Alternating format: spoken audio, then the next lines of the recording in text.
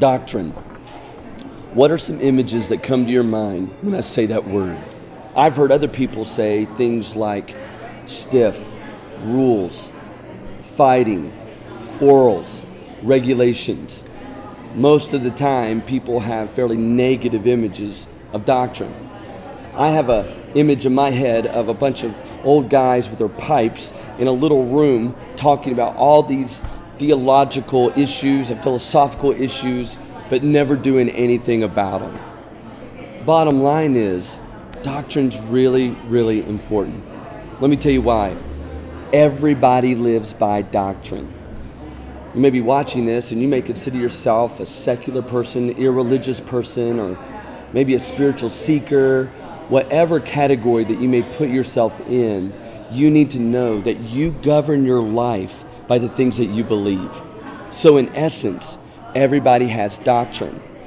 The dictionary defines doctrine as a body or a system of teaching. So we all have, again, doctrine that we live by. But when I go to the scriptures, I read things like Paul warning the church at Ephesus that they need to be careful about believing every wind of doctrine. He also says that we have to be careful that we teach what is sound doctrine. We need to pursue pure doctrine. In 1 Timothy 4:16, Paul tells Timothy, he says, to watch your life and your doctrine closely. So issues of doctrine are very, very important. So we can assume if the scriptures talk about there's just all kinds of winds of teaching and we need to pursue sound and pure doctrine.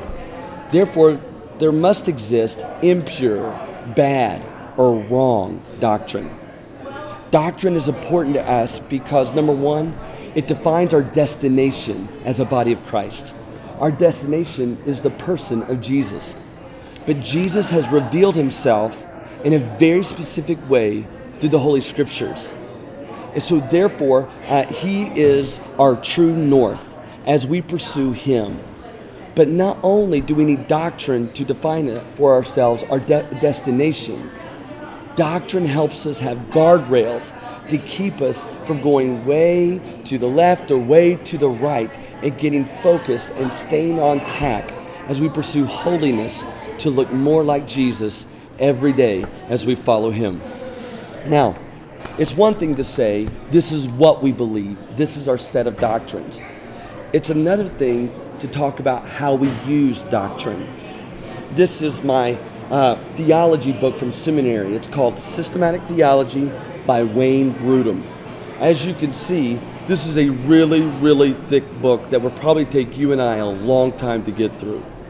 Well, there are certain churches or people are part of the body of Christ that adopt a creedal philosophy of doctrine. And what that means is that church is going to share with you everything they believe on every theological topic.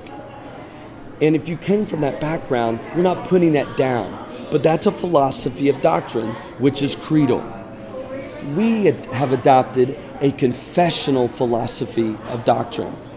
What that means is that what you have on this website and what you have if you get a booklet from Apex is we're going to share with you those precepts of theology that we're willing to die on. There are certain theological principles for us that we stake our life on, that govern us, and basically define, if you're going to be part of this family, these are things that you need to commit to. But as you can probably read through a book like this, there are many things in the realm of theology that there's lots of discussion still going on about, that we're still dialoguing about to get to the finer point of what that theology is talking about. So those are what some people will call secondary issues. So when we say we're confessional in our approach, we're saying we're holding tightly to these, but there are other things that we're holding loosely.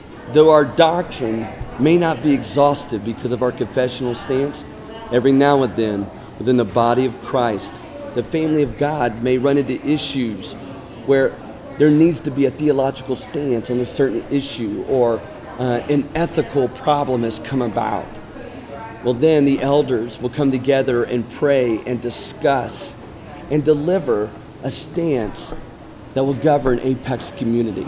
And those are called white papers.